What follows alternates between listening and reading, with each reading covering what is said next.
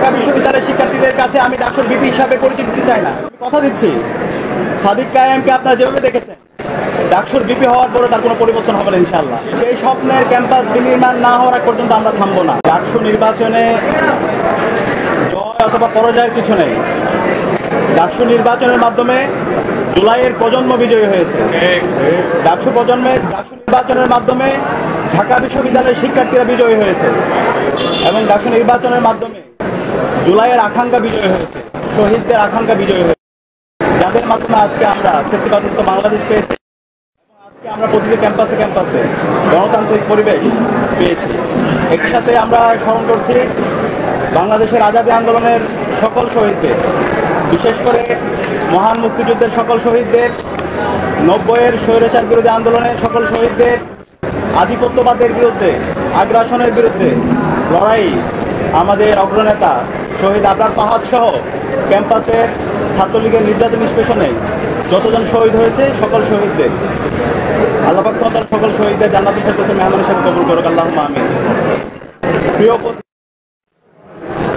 ডাকসু নির্বাচনের মাধ্যমে শিক্ষার্থীরা আমাদের উপর নেতৃত্বের আমানত রেখেছে। আমরা দৃঢ়কণ্ঠে বলতে চাই, ডাকসু নির্বাচনে ঢাকা বিশ্ববিদ্যালয়ের শিক্ষার্থীরা সাদিক কায়েম, এস.এম. ফরহাদ ঐক্যবদ্ধ শিক্ষার্থী জোটের আমাদের প্যানেলের উপর যে আমানত রেখেছে, আমরা কথা দিচ্ছি আমাদের স্বপ্নের ক্যাম্পাস, সেই স্বপ্নের ক্যাম্পাস বিনির্মাণ না হওয়ার আগ পর্যন্ত আমরা থামবো না। আমাদের লড়াই চালিয়ে যাবেন ইনশাআল্লাহ। আমি ডাকসুর ভিপি হিসাবে আপনাদেরকে আমি পরিচয় দিতে চাই না। ঢাকা বিশ্ববিদ্যালয়ের শিক্ষার্থীদের কাছে আমি ডাকসুর ভিপি হিসাবে পরিচয় দিতে চাই না। আমি আমার বোনের একজন ভাই হিসাবে আমাকে পরিচয় দিতে চাই। আমার একজন ছোট ভাইয়ের বড় ভাই হিসাবে আমি পরিচয় দিতে চাই। আমার একজন বড় ভাইয়ের স্নেহের ছোট ভাই, আমার বন্ধুর একজন বন্ধু হিসেবে পরিচয় দিতে চাই। আমার শিক্ষক, আমি কথা দিচ্ছি, সাদিক কায়েমকে আপনারা যেভাবে দেখেছেন ডাকসুর ভিপি হওয়ার পরে তার কোনো পরিবর্তন হবে না ইনশাআল্লাহ। শিক্ষার্থীদের যে কোনো সমস্যা, ব্যক্তিগত সমস্যা, পারিবারিক সমস্যা, ক্যাম্পাসের বাইরে যে কোনো সমস্যা পাশে থাকে আমরা ইনশাআল্লাহ কথা দিচ্ছি। ঢাকা বিশ্ববিদ্যালয়ের প্রতি শিক্ষার্থীর পাশে আমরা আমাদের সবটুকু দিয়ে পাশে থাকবো ইনশাআল্লাহ। আমরা এই ডাকসু নির্বাচনের দেখতে পেয়েছি, এই নির্বাচন আয়োজন করার জন্য আমাদের বিশ্ববিদ্যালয়ের শিক্ষার্থীরা রাত দিন এক করে কাজ করেছেন।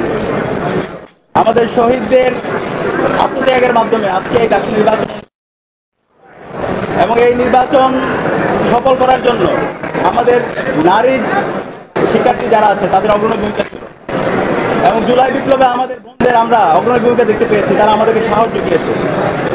আমরা আমাদের এই ক্যাম্পাসকে সবার জন্য একটা নিরাপদ ক্যাম্পাস হিসাবে বিনির্মাণ করার আমরা প্রতিজ্ঞা করছি।